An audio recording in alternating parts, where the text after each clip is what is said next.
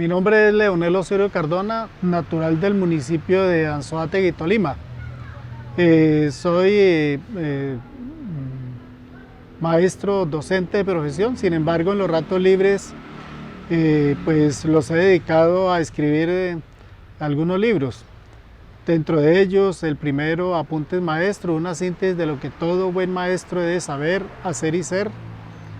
El segundo libro, Anzoátegui, un paraíso escondido entre las nubes. Luego escribí un cuento llamado Belcebú en el Edén. Después La cita no pactada, es una colección de 17 cuentos. Y en este momento quiero presentar a ustedes el nuevo libro llamado La ciencia me llevó a Dios. En la época de los años 60, en época en la cual nací, estaba muy de moda los hippies con su ideal de amor, y luego apareció también en ese mismo tiempo el nadaísmo, liderado por Gonzalo Arango y J. Mario Arbeláez, que influyeron mucho en esta época para nosotros, los de mediados de la década de los 50. También apareció, o estaba por lo menos en boga mucho, los libros de José María Vargas Vila, Aura de las Violetas, Ibis, Flor de Fango.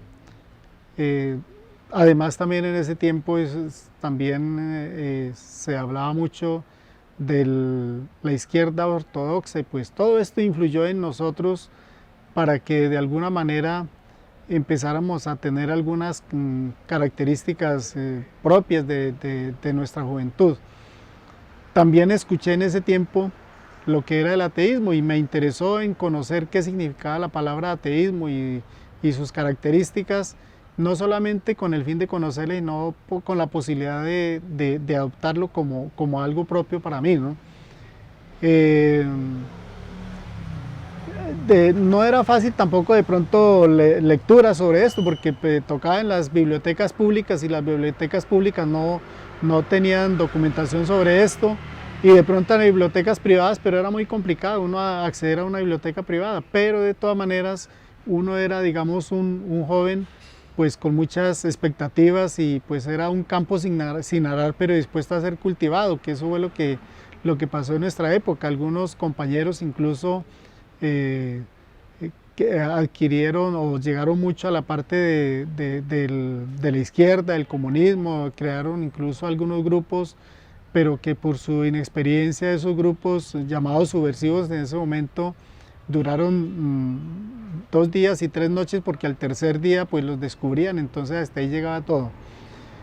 Quiero decir con esto de que prácticamente desde mi juventud yo adquirí como la posición como de ser un ateo, porque decía, si en el colegio, en las instituciones educativas, uno aprendía matemáticas, biología, química, física, todo prácticamente se podía demostrar.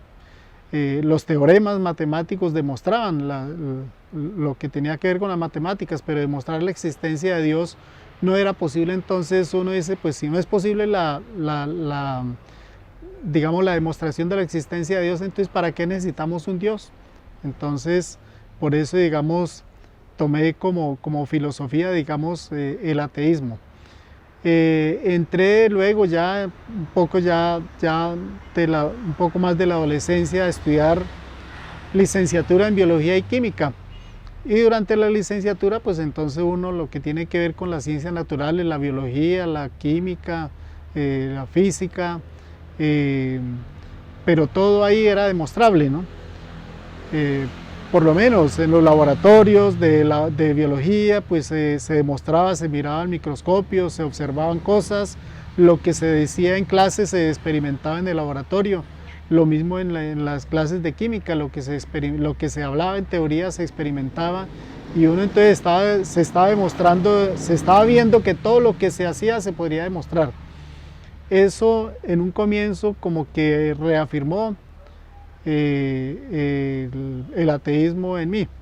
Sin embargo, después de un tiempo empieza uno como a conocer un poco más a profundidad la ciencia y empezar a conocer más a profundidad como la maravilla que es la ciencia naturales, la maravilla que son los seres vivos, lo que tiene que ver con la astronomía, digamos, el cosmos.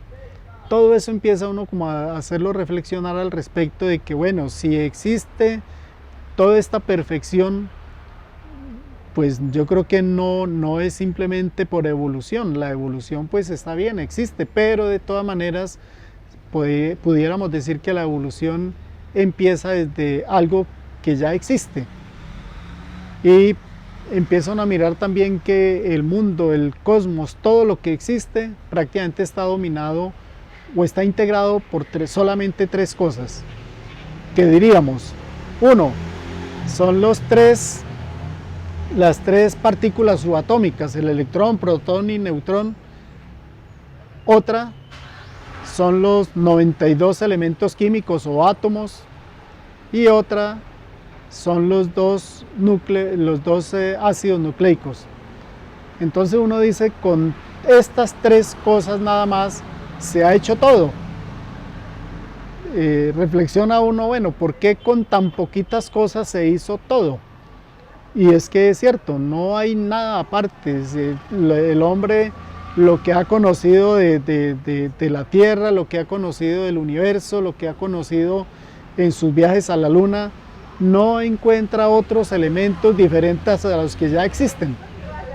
Lo mismo, cuando se habla de los seres vivos, no existen más ácidos o más sustancias diversas que tengan ahí que no tengan el ácido nucleico. Entonces uno dice, con tan poquitas cosas se hizo todo. Eso se necesita tener una gran capacidad de síntesis y además de eso ser un arquitecto, digamos, o un inventor, un ingeniero, alguien con una capacidad excepcional de crear. Y entonces uno empieza a mirar, por ejemplo, cuando hablamos del ADN, el ADN tiene una capacidad digamos, de información que el hombre jamás ha podido crear algo que pueda superar o igualar, y mucho menos superar la capacidad de información que puede tener el ADN. Entonces no es tan fácil tampoco decir que simplemente la evolución lo creó. Como decía inicialmente, yo fui docente de ciencias naturales durante muchos años y pues conozco, pues no totalmente, pero por lo menos con cierta profundidad, digamos, lo que tiene que ver, por ejemplo, con lo del ADN. Y eso me hace pensar a mí que por mucha capacidad que tenga una memoria que ha inventado el hombre, imposible llegar a tener tanta información. Se dice que si sumáramos el ADN de todos los habitantes del mundo, escasamente pesará unos gramos. Pero ahí está toda la información y tanta información que uno no logra ni alcanza a imaginarse lo que pueda llegar a contener.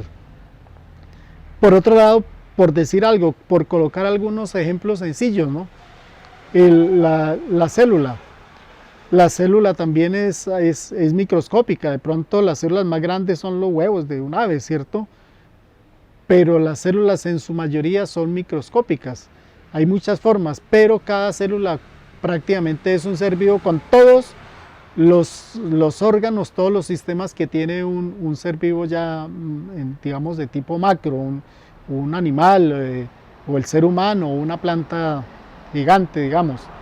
Entonces, en algo tan pequeño, ¿cómo es posible que tenga todas las características, sistema digestivo, sistema respiratorio, sistema circulatorio, sistema nervioso, prácticamente todos los sistemas concentrados en algo tan pequeño?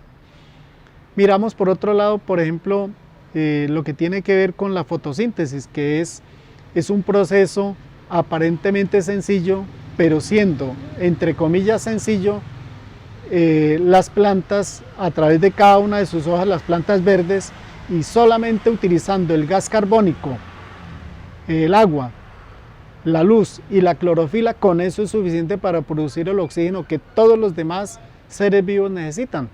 Y no solamente el oxígeno, sino que además está generando el alimento para los demás seres vivos. Entonces, en ejemplos tan sencillos, podemos llegar a unas pequeñas conclusiones de que es imposible que las cosas aparezcan simplemente así de la nada, sino que se sabe que detrás de un diseño hay un diseñador, detrás de un libro hay un escritor, detrás de un dibujo hay un dibujante, detrás de un programa, de un software, hay un grupo de programadores, y si eso es así, entonces detrás del universo hay alguien que también lo diseñó.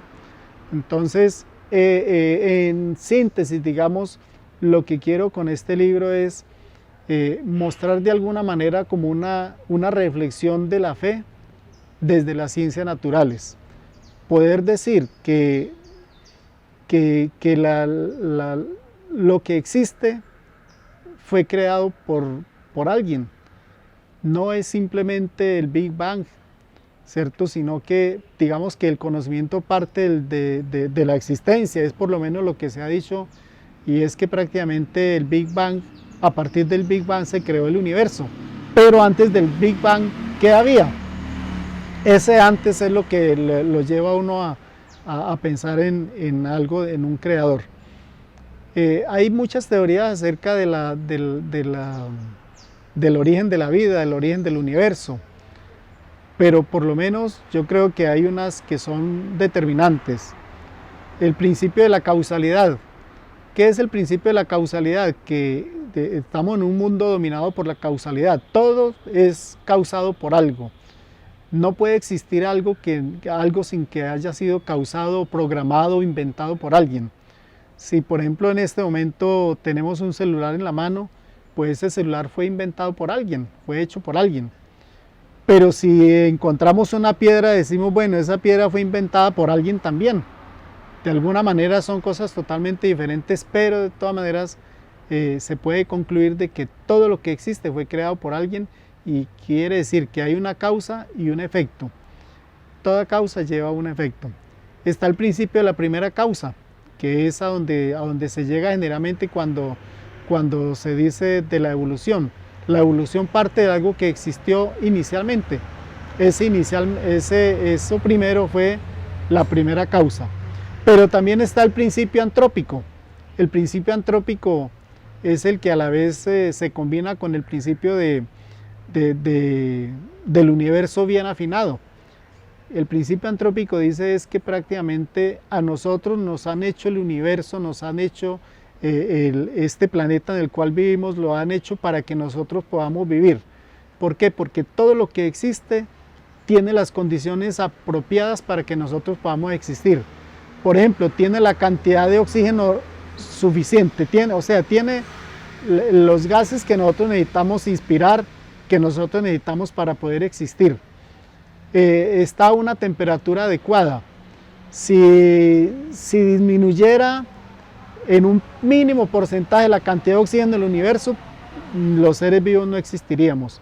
Si aumentara o disminuyera la temperatura de la Tierra en grados no muchos, hacia arriba o hacia abajo, la vida no sería posible. La gravedad. Si la gravedad no existiera, o fuera mayor o fuera menor, pues la vida sería otra o sería simplemente imposible. Por ejemplo, si la gravedad fuera mayor de los 9.8 que se conoce, posiblemente un elefante no podría simplemente existir. ¿Por qué? Porque se aplastaría con su propio peso por el efecto de la gravedad. Entonces la vida sería totalmente diferente si cambiara en unos mínimos cantidades la gravedad. Asimismo, entonces podríamos dar una cantidad de ejemplos relacionados con el universo bien afinado. Ya dijimos el oxígeno, la gravedad, la cantidad de temperatura. Podríamos colocar muchos ejemplos. Ahí en el libro entonces abordamos todo esto que tiene que ver con el universo bien afinado, que sería otra de las teorías que me induce a mí a pensar de que el universo se debe a un creador. Los invito a que lean el libro. Más que dar ahí respuestas infalibles respecto a la existencia del universo, a la existencia de la vida, es llevarlo a usted a que reflexione conmigo sobre estos aspectos. Y mi intención no es evangelizar, no estoy aquí con el objetivo de conseguir adeptos para la fe, sino que simplemente quiero contar mi experiencia como docente de ciencias naturales, como inicialmente ateo, y cómo finalmente la ciencia me lleva a creer en un Dios, porque inicialmente como ateo simplemente no tenía argumentos ni opiniones. Ahorita como teísta o como creyente sé por qué lo soy. Muchas gracias.